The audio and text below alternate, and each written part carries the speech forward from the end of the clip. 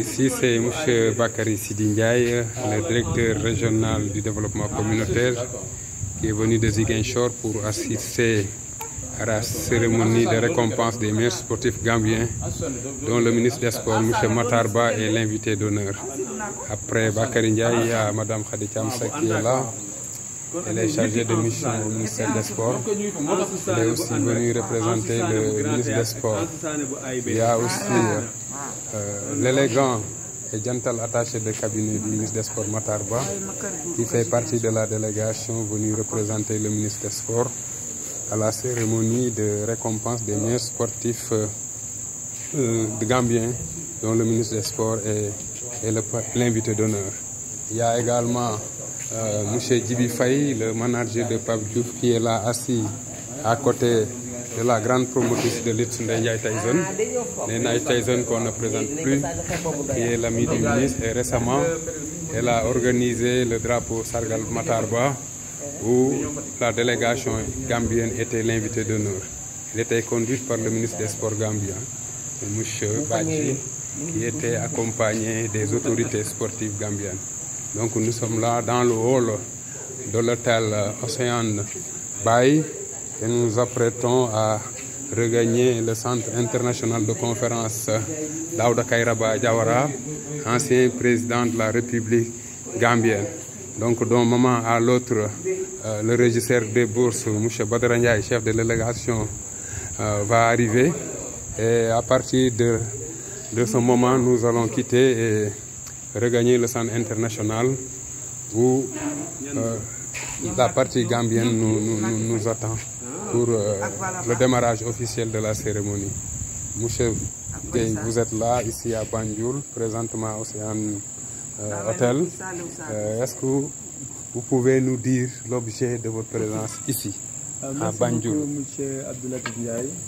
C'est une coutume, je crois qu'il y a de cela 2 ou 3 ans, on était là avec le ministre des Sports pour fêter la presse sportive gambienne en collaboration avec la presse sportive sénégalaise. Je crois que la Gambie et le Sénégal sont 2 pays frères et les 2 présidents ont montré la voie, de même que les 2 ministres des Sports. Parce que récemment, le ministre des Sports et de la Jeunesse de la Gambie s'était déplacé à Fatick lors du Sargal du maire et ministre des Sports, M. Matar Ba. Donc si Matar Ba envoie une délégation au niveau de la Gambie pour participer à cette fête-là des sportifs gambiens, on ne peut qu'applaudir ça pour montrer les relations amicales qui lient les 2 ministres mais aussi les 2 présidents. Donc on est là, on va au niveau de la fête pour accompagner la délégation sénégalaise, mais surtout pour fêter les sportifs gambiens, parce que vous savez que les promoteurs de lutte sénégalais comme gambiens organisent des combats ici. Donc c'est un moment de communion, c'est un moment de partage avec toute la presse et toute la jeunesse gambienne. Donc merci beaucoup au ministre des Sports pour la confiance qu'il nous a renouvelée pour le représenter au niveau de cette manifestation-là de haute portée pédagogique, mais surtout amicale entre les 2 pays. Merci beaucoup. Merci, monsieur l'attaché de cabinet. On a également constaté la forte présence de la presse sportive sénégalaise, dirigée par Ablaye Thiam, venu répondre à l'invitation de Moussa Cissé, qui est son homologue au niveau gambien. Cet axe, que vous inspire-t-il? Donc c'est pour montrer que le sport est une expression universelle. Donc ce que font les sportifs sénégalais, c'est ce que font les sportifs gambiens. Et les 2 présidents, comme vous avez eu à le dire, à savoir M. Thiam et M. Cissé, sont 2 acteurs clés du mouvement sportif, 2 acteurs clés du journalisme sénégalais et gambien. Donc s'il dirige une délégation, M. Thiam, pour venir, et il a dit hier que c'était une délégation composée de 12 femmes et de 12 hommes. Cela veut dire tout simplement que la parité au niveau de la presse sportive et que lorsque l'ANPS va organiser aussi, la presse gambienne va se déplacer. Cela veut dire tout simplement que nos 2 pays qui se sont qualifiés pour la Coupe d'Afrique vont aller ensemble. Il y aura une bonne communication, une bonne harmonisation des plans de travail, des conférences de presse, etc.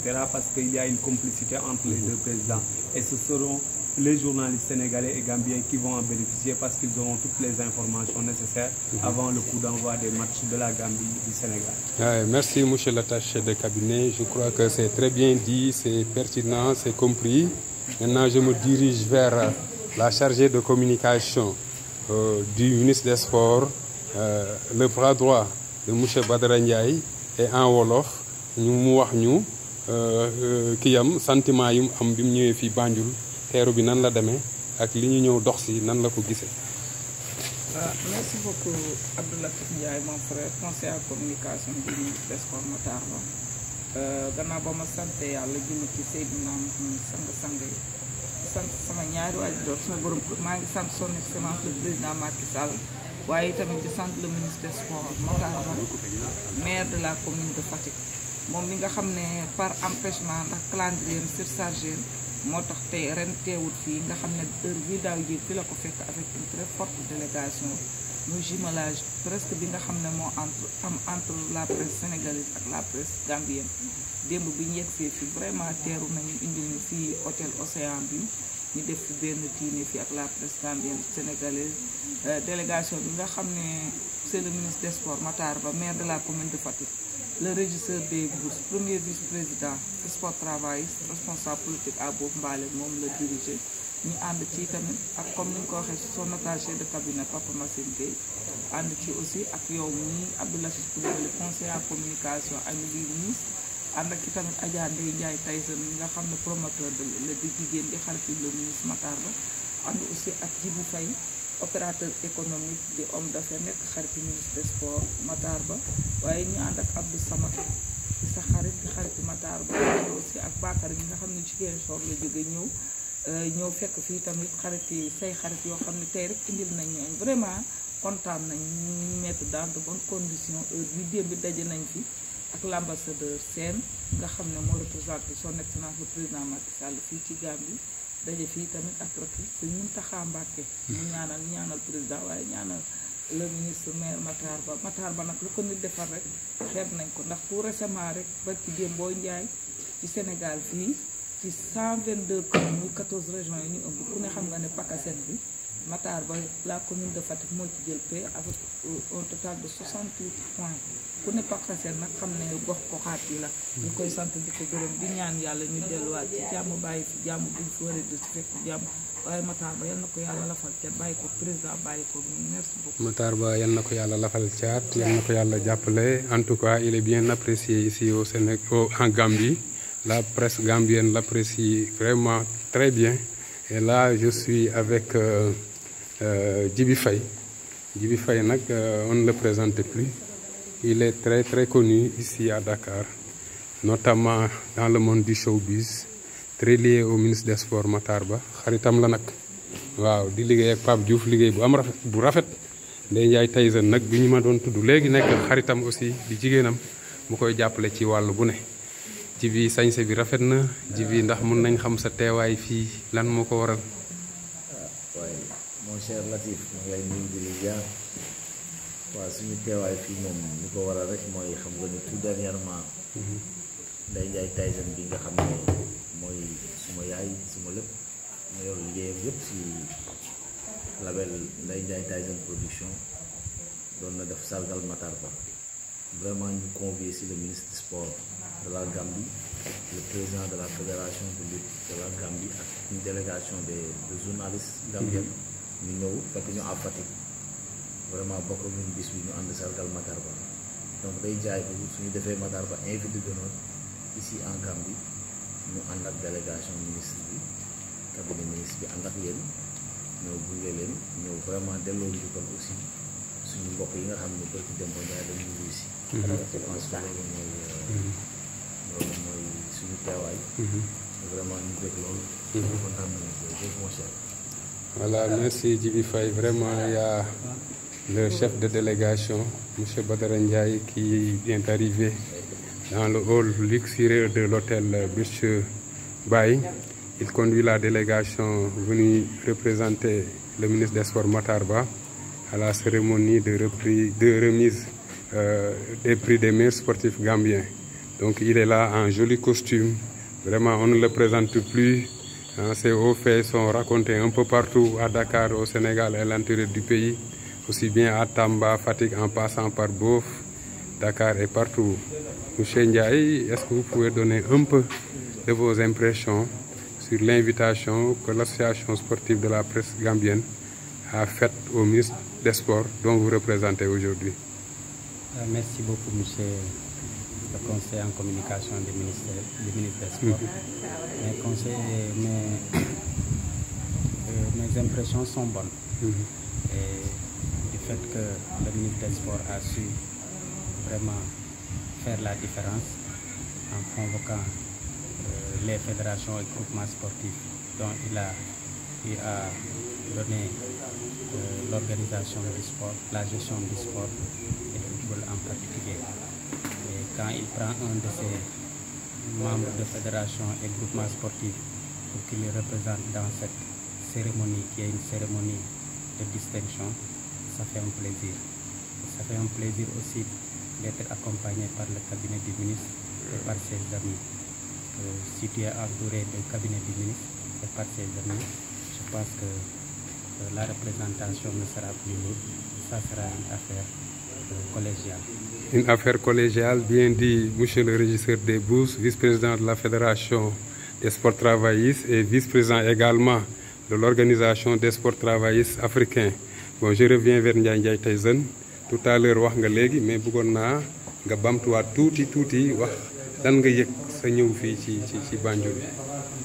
waaw Abdou Latif mais xam nga Gambie nag man sama deuxième dëkk la ndax man Gambie moom fi laa dëkk dama ci gën a am kontaante ak mbégte rek Gambie moom saa mu fi ñëwee damay jàpp ni maa ngi sama dëkk ndax sama genn wàllu xarit yi yëpp ñu ngi Gambie du ma toog ay weer te ñëw ma fi mais ñëw bi tamit nag bokk na ci ñëw bi nga xam ne bokk na ci ñëw yi ma gën a neex ndax dañoo seet ci tey ku baax muy Moussa mu nit koo xam ni dafa xam teraanga et puis dafa mën a dox relation te dafa nangoo sonn ci doomu aadama waaw moo tax tey bisam bi ñëw bi ma ci ñëw dama ci ànd ak mbégte ak kontaante ànd ci nag ak délégation ministre des sports monsieur Matar Ba Abdou Latif mi nga xam ni suñu relation Moussa moo ko dox ñu koy gërëm bu baax ndax Abdou Latif lu baax rek lay def et puis di boole ay nit waaw ànd seeg Ajaratu Khady Thiam ak Massène attaché de cabinet bu ministre des sports ànd fi ak Jibi Faye sama genn wàll sama doom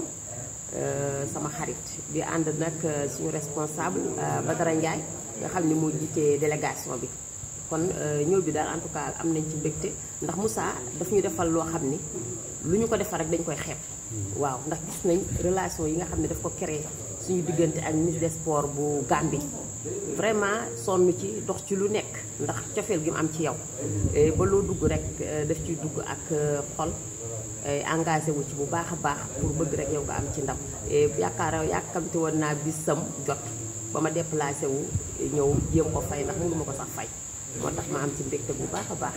jërëjëf Ndeye Ndiaye Tyson yow tam kenn amul sa fay wax ji rafet na wax ji leer na wax dëgg tout le monde est là ji bi ñii ñu ngi préparé pour dem vraiment bëgg vraiment teewaay bi rafet lool.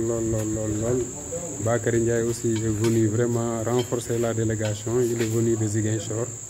C'est lui le directeur régional du développement communautaire du pôle Casamance. Je voudrais recueillir un peu ses impressions sur sa présence ici en faisant partie de la délégation. Oui, monsieur Ndiaye, ma présence ici est motivée par deux choses. D'abord par les liens de fraternité qui de façon séculaire ont toujours réuni le Sénégal et la Gambie. Et le second motif de ma présence ici, au-delà des relations amicales qui me lient à certains éléments du ministère des Sports, je pense que je suis là pour le prolongement d'un travail d'intégration sous-régionale qu'on est en train de faire à travers des programmes qui sont déroulés dans notre ministère. Je veux nommer depuis moi qui a un souci d'intégration dans l'exacte mesure où je interviens dans les frontières. En guise d'exemple d'autorité, je vais donner la réalisation par le document de programme d'urgence et de modernisation des activités frontaliers, la réalisation d'un foyer des jeunes à Touba Tranquille et Ce qu'il faut dire est que cette infrastructure servira à la fois aux jeunes Sénégalais, aux jeunes Gambiens, dans une perspective d'intégration économique et culturelle. Je suis également venu parce que la politique qui est en train d'être déroulée par le ministre des Sports et ses collaborateurs rencontre la conception que j'ai du sport. Ce sport qui unifie au-delà des fédérations sénégalaises, toutes les fédérations sénégalaises, quelles qu'elles soient, qui se concernent comme des fédérations à part du ministère des Sports. Au-delà de ça, le ministère est en train de jouer sa partition dans l'intégration régionale. Et c'est une marque d'amitié et de solidarité qui a présidé à la venue des Sénégalais que vous êtes ici. Et je terminerai par vous dire que c'est par l'amitié des peuples que se fera la paix du monde. Merci M. Ndiaye, c'est par l'amitié des peuples que se fera la paix du monde. C'est bien dit, c'est bien inspiré. Nous sommes là dans ce luxueux hôtel. Et merci à tout à l'heure en direct de la salle de conférence d'Aouda Kairaba Diawara pour suivre l'événement majeur en Gambie qui récompense les meilleurs sportifs gambiens.